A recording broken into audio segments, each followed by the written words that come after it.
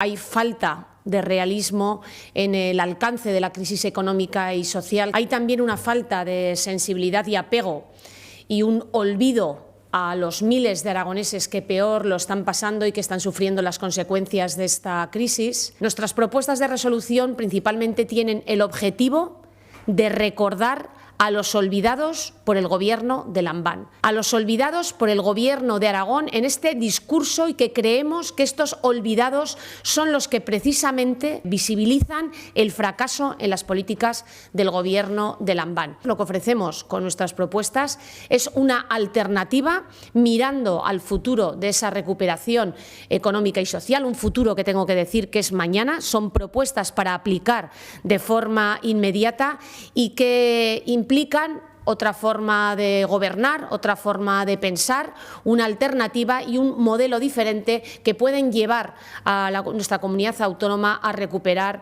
ese liderazgo perdido por la dejación del Gobierno de Lambán. En definitiva, tres pilares que marcan nuestras propuestas de resolución, que son oportunidades, bienestar y prosperidad. Frente a todos esos aragoneses que no se pueden ver reflejados en este Gobierno, hemos pensado en ¿qué es lo que se preguntan los aragoneses para ofrecerles con nuestras propuestas de resolución una respuesta? Y lo que se preguntan los aragoneses no es cuánto tiempo más puede el Gobierno de Lambán mantenerse en el poder. Lo que se preguntan los aragoneses es, y lo que hay que preguntarse, y se ha preguntado el Partido Popular, es cuáles son las aspiraciones de los aragoneses. ¿Cuál es la manera de que sean más libres, más prósperos, de que tengan una mayor calidad de vida, de que puedan garantizar el empleo y incluso también la estabilidad y la calidad de ese empleo? En cómo se puede vivir mejor en el mundo rural, garantizar que quienes viven allí